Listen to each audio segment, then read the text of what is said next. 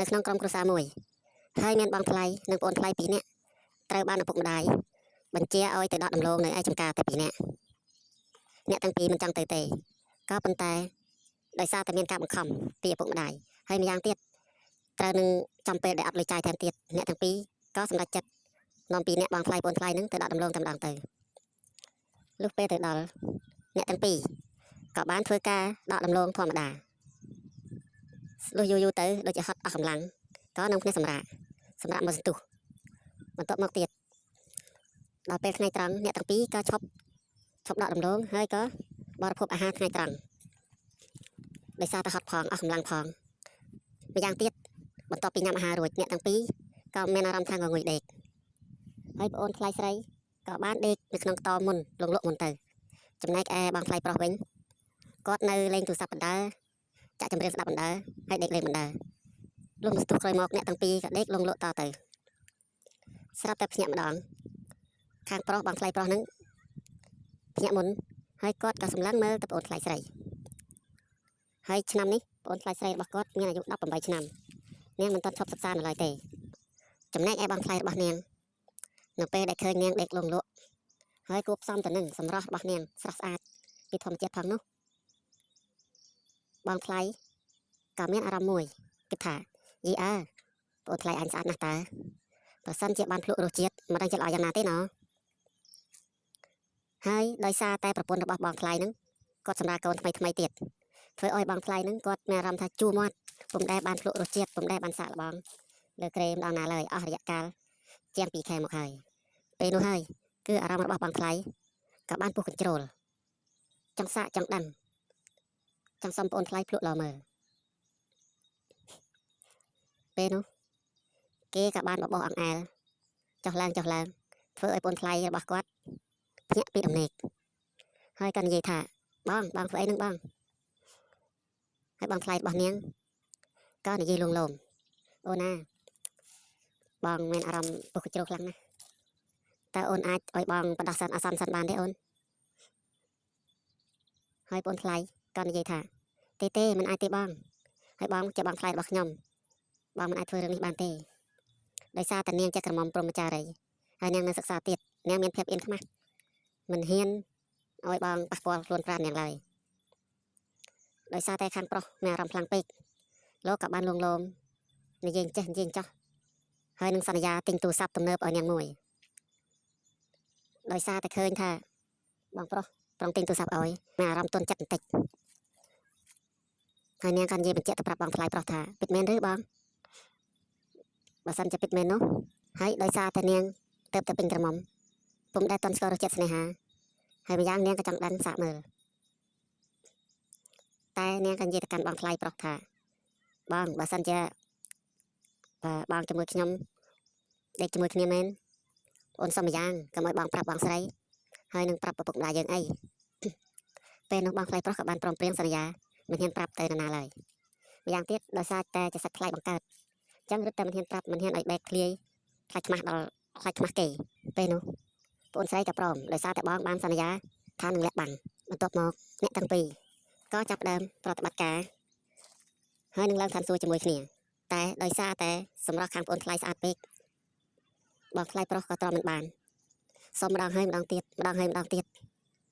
រហូតដល់បាន5ដងក្នុងរយៈពេល1ផ្លេតបន្ទាប់មកអ្នកទាំងពីរក៏បានសម្រាកមកសន្ទុះហើយក៏នាំគ្នាទៅដកដំឡូងធម្មតាប៉ុន្តែដោយសារតែនឹកឃើញឆ្លងកាត់មាញ់ធ្វើឲ្យអ្នកទាំងពីរមានអារម្មណ៍រំជើបរំជួលពុះកញ្ជ្រោលចង់បានម្ដងទៀតហើយពេលនោះហើយ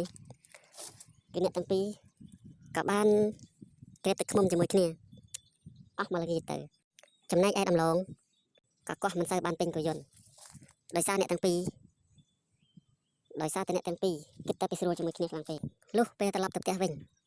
ដំឡូងអត់បានពេញក៏យន្តទេហើយអ្នកទាំងពីរបងថ្លៃប្អូនថ្លៃនឹងក៏សម្រេចចិត្តថាទុកសិន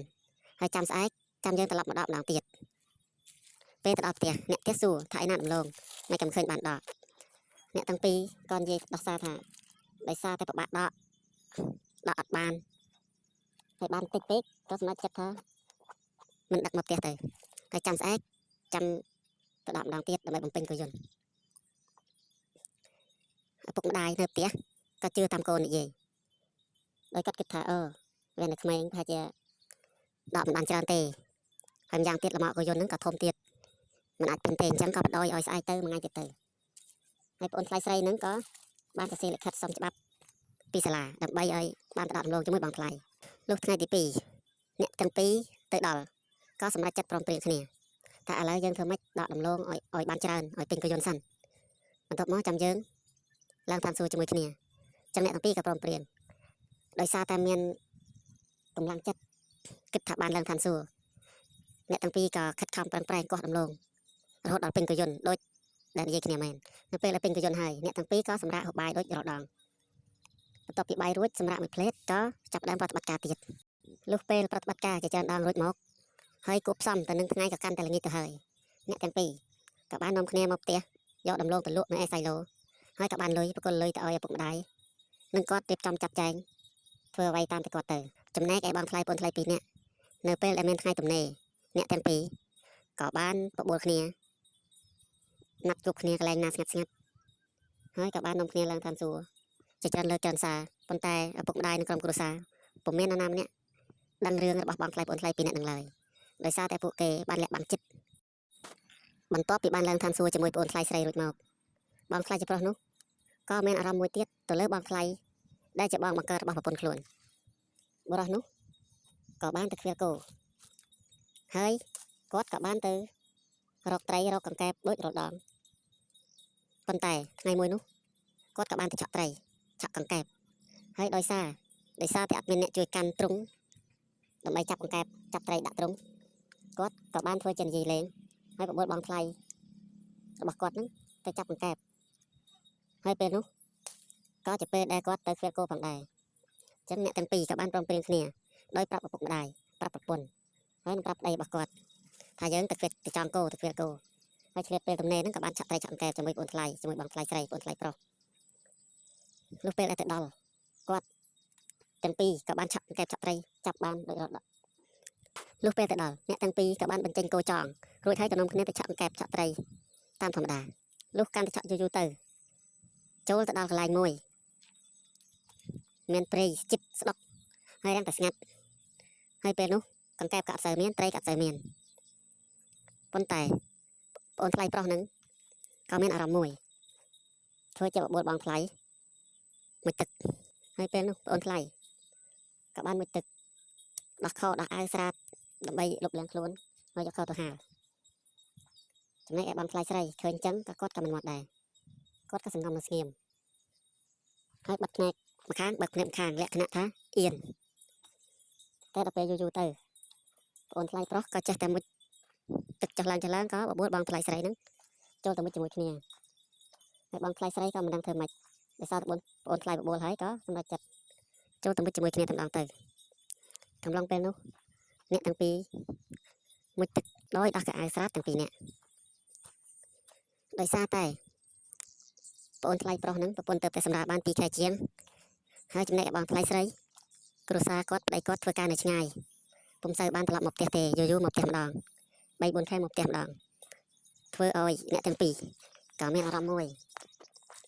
ចង់ឡើងតាមសួរចុះឡើងអ្នកទាំងពីរក៏បានធ្វើជាបបួលគ្នាសាកមើលហើយក៏បានព្រមព្រៀងគ្នាដេកជាមួយគ្នាដោយសារតែបងថ្លៃបងថ្លៃនឹងគាត់ជាអ្នកមានបទពិសោធន៍ដូចគ្នាអញ្ចឹងពួកគេក៏បានប្រើគ្រប់ស្ទាយគ្រប់ក្បាច់ដើម្បីឲ្យបានចាប់ដល់គោលដៅទាំងអស់គ្នាពេលនោះហើយគឺជាពេលដែលបងថ្លៃស្រីគាត់ជក់ចិត្តដិតអារម្មណ៍ជាមួយបងថ្លៃប្រុស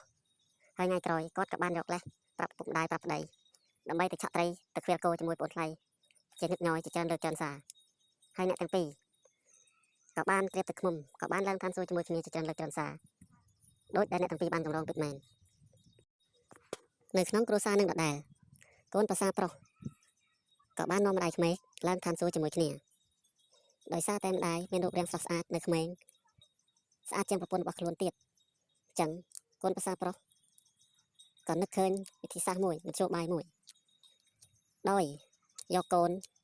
ទៅឲ្យម្ដាយក្មេកមើលទាំងយប់ដោយយកកូនទៅដេកជាមួយម្ដាយក្មេកទាំងយប់ហើយពេលនោះ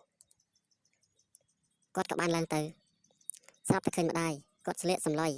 គាត់ស្លៀកសារ៉ុងហើយសារ៉ុងរបស់គាត់ក៏បានធ្វើឡើងលើអស់ក្របមុខអស់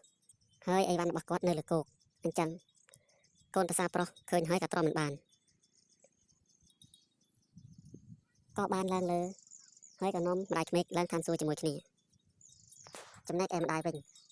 គាត់នឹកស្មានថាជាប្តីរបស់គាត់ក៏មិនមាត់គាត់ក៏មិននិយាយក៏បណ្ដោយឲ្យកូនប្រសានឹងឡើងតាមសួរជាច្រើនលើកច្រើនសារលុះព្រឹកឡើងម្ដាយចុះពីដំណេកមកមានសភាពរាំទ្រុឌទ្រោមដោយសារតែពីយប់មិញហ្នឹងកូនប្រសាប្រុសរបស់គាត់ហ្នឹងប្រតិបត្តិការខ្លាំងពេកចំណែកឯម្ដាយអត់ដឹងទេអត់ដឹងថាយប់មិញហ្នឹងឡើងតាមសួរជាមួយគាត់ហ្នឹងគឺជាកូនប្រសារបស់គាត់ទេគាត់នឹកស្មានថាជាប្តីរបស់គាត់ចំណែកឯប្តីរបស់គាត់វិញដោយសារតែផឹកសវណ្ណជ្រុលក៏ដេកនៅក្នុងខ្ទមក្រោយផ្ទះមិនបានឡើងផ្ទះទេហើយម្ដាយរបស់គាត់ក៏មិនមានចំណល់អីស្មានតែប្តីរបស់គាត់ចុះទៅដេកក្នុងក្រោមវិញដោយមិនដឹងថាជានរណាដែលដេកជាមួយគាត់ហើយគាត់នឹងស្មានថាជាប្តីរបស់គាត់នឹងឯងចំណែកឯកូនប្រុសវិញកូនប្រសាប្រុសវិញដោយគាត់ដឹងរឿងរ៉ាវទាំងអស់ចឹងគាត់ក៏ធ្វើធម្មតាហើយមិនបាននិយាយអីវិញឆ្ងាយទេគ្រាន់តែសម្លឹងអ្នកម្ដាយសម្លឹងលើសម្លឹងក្រោមឃើញម្ដាយតំណងលុះដល់យប់ទី2ឪពុកក្មេកគាត់បានតែញ៉ាំការនៅឯស្រុកឆ្ងាយហើយអត់បានត្រឡប់មកផ្ទះវិញទេពេលនោះហើយគឺកូនប្រសាប្រុសឡើងទៅទាំងយប់ហើយក៏ប្រាប់ម្ដាយថាម៉ែយប់មិញហ្នឹងគឺកូនដេកជាមួយម៉ែពេលនោះអ្នកម្ដាយភ្ញាក់ខ្លួនព្រឹតហាយប់មិញហ្នឹងមិនមែនពុកក្មេកឯងទេកូនទេដេកជាមួយម៉ែកូនប្រសាក៏ឆ្លើយថាបាទម៉ែយប់មិញគឺជាកូនហើយកូនសំទោសផងម៉ែដោយសារតែកូនឡើងមកឃើញសារ៉ុងរបស់ម៉ែហ្នឹងផើឡើងលើអស់ហើយអីវ៉ាន់របស់ម៉ែនៅលើគោកពេកពេលនោះកូនក៏ទប់ចិត្តមិនបានកូនក៏សម្រេចចិត្តឡើងតាមសួរជាមួយម៉ែហើយក៏មិនបានប្រាប់ម៉ែកូនសំទោសផងម៉ែចិត្តនេះកូនប្រកាសទៅជួបបាបកម្មកម្មពៀដោយសារតែរំលោភបំពានលើម៉ែពេលនោះម៉ែគាត់និយាយថាមិនអីទេកូនធ្វើម៉េចរឿងរ៉ាវនឹងបានទៅជ្រុលហួសទៅហើយពេលនោះគាត់ក៏គិតក្នុងចិត្តចំយប់មិញហ្នឹងស្រួលរបស់គេវ៉ៃឯងស្មានតែប្តីឯងកាពិតកូនប្រសាឯងសោះក៏នឹកឃើញចង់បបួលកូនឡើងម្ដងទៀតពេលនោះកូនក៏ព្រមហើយយប់នោះកូនក៏បាននាំម៉ែឡើងតាមសួរ5ដងក្នុងមួយយប់នៅពេលដែលឡើងតាមសួររួចម្ដាយនិងកូនពេលព្រឹកឡើងក៏ធ្វើធម្មតាធ្វើដូចមិនដឹងមិនឮដូចមិនមានរឿងអ្វីកើតឡើងសរុបមកវិញបរិះជាកូនប្រសាជាបងថ្លៃនិងប្អូនថ្លៃបានបបួលម៉ែក្មេកបងថ្លៃស្រីហើយនិងប្អូនថ្លៃស្រីឡើងតាមសួរជាមួយគ្នាទាំង3នាក់